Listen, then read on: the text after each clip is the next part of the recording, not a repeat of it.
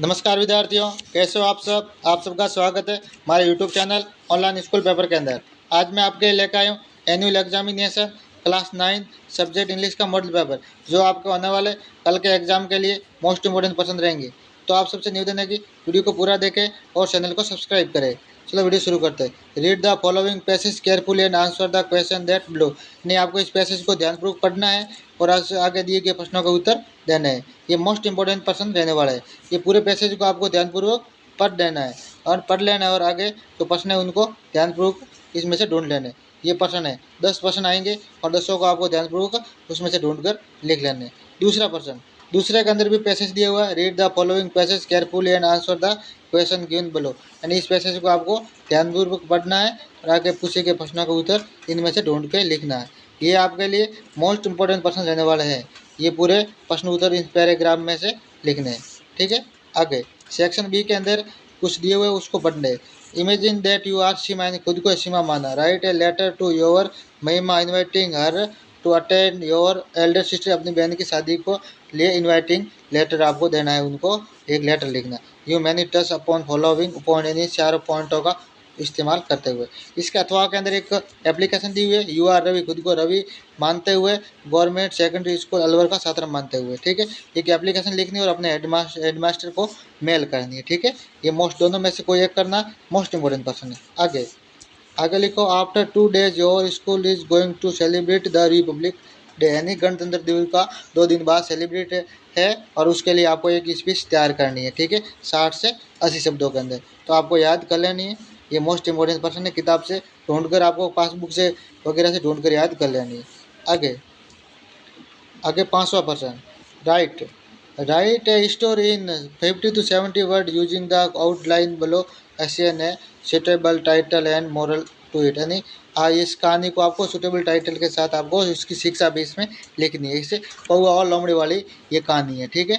आपको याद कर लेनी है, मोस्ट इंपोर्टेंट पर्सन। इसके अथवा भी एक पर्सन दिया हुआ है।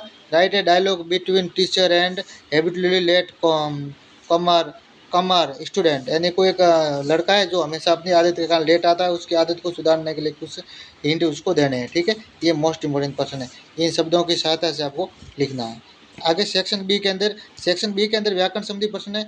ये मोस्ट इंपोर्टेंट रहने वाला है। ये आपके अच्छे नंबर बनाने में सहायता करेंगे, ठीक है। Fill in the blanks with correct form of the verb. यानी आपको सही फॉर्म इसके अंदर बननी। हार्दिक हार्दिक गो जाएगा, क्या आएगा?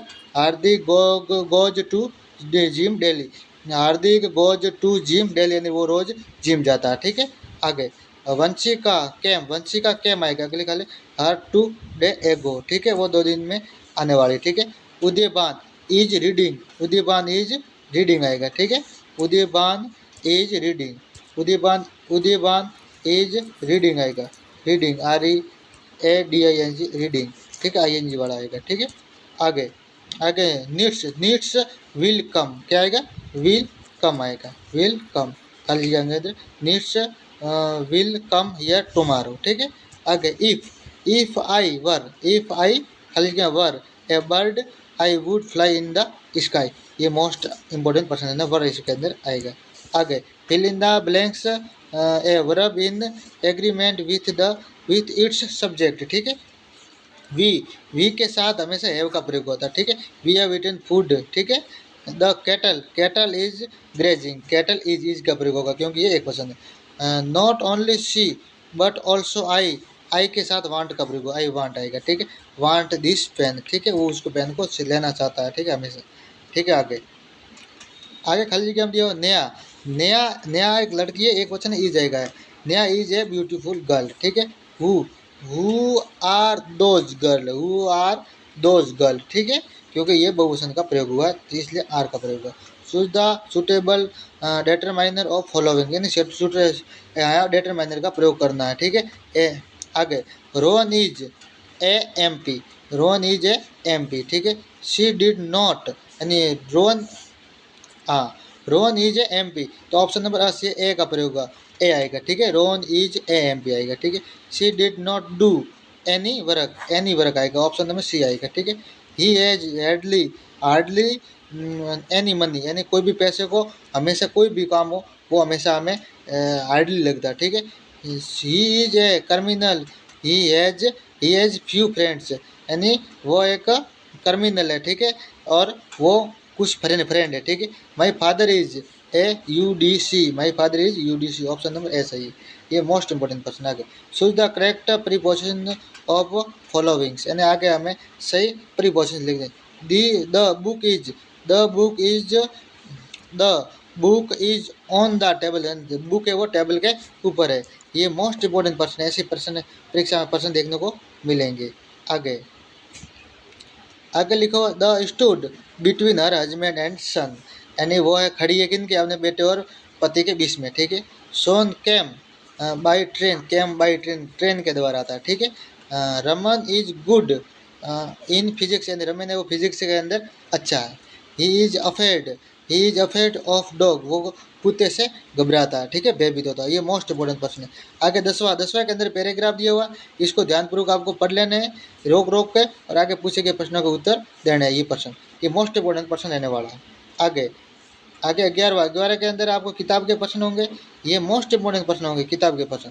देखो 11वें के अंदर दिया हुआ, answer any 2 of the following question in about 30 words, यानी आपको 30 वर्ड्स के अंदर आगे 4 में से किन्हीं 2 प्रश्नों के उत्तर देने हैं। तो फिर आगे हम पाठ का नाम लिखा हो तो उससे आपको आसानी हो जाती है, तो आपको कोई 2 प्रश्नों के उत्तर दे याद कर लो, इनमें से 2-3 प्रश्न जरूर आएंगे, ठीक है। इसके आगे 12वें के अंदर भी वैसे ही है, इसके अंदर 2 प्रश्नों में से किसी एक का उत्तर देना है, ये मोस्ट इंपॉर्टेंट प्रश्न है। 13वें के अंदर आपको explain the stanza with reference to context, इस कांधे का आपको रेफरेंस देना है, ठीक है, ठीक है, ये मोस्ट इंपॉर्टेंट प्रश्न है। 14वें के अंदर 3 में से किसी 2 प्रश्नों को उत्तर देने, तो ये ध्यानपूर्वक आपको रोक रोक कर पढ़ लेने और याद कर लेने। 15वें के अंदर इसके अंदर भी 4 में से किसी 2 का उत्तर देना। तो इंपॉर्टेंट प्रश्न है, आपको वीडियो को रोक लेना और या पढ़ के याद कर लेना। ऐसे प्रश्न आपको कल के एग्जाम में देखने के लिए मिलेंगे। 15वें के अंदर किसी दोनों में से किसी एक को, तो पाठ का नाम दिया हो, उस पाठ में आज से आप ढूंढ कर याद कर लेना, ठीक है। एक बार मैं आपको फिर प्रश्न पूरा पेपर दिखा देता हूँ, ध्यानपूर्वक धीरे धीरे देख लो। इस पेपर को आपको ध्यान से पढ़ लेना है, इसमें सारे प्रश्न है उसको आज आपको किताब में लिख लो या याद कर लो, इसको लिख कर आपको याद कर लेना है, ताकि आपके कल के एग्जाम के लिए 100% वरदान साबित होने वाले प्रश्न उत्तर रहेंगे।